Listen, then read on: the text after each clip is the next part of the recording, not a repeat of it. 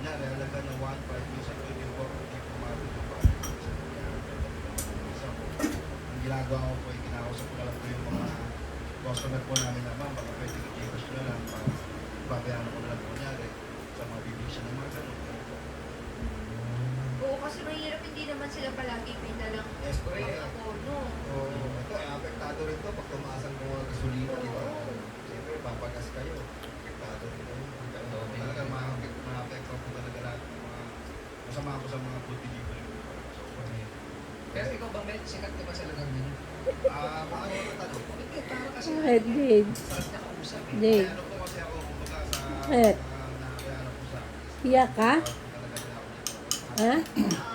Okay, may joke ka ba dyan? May joke ka dyan?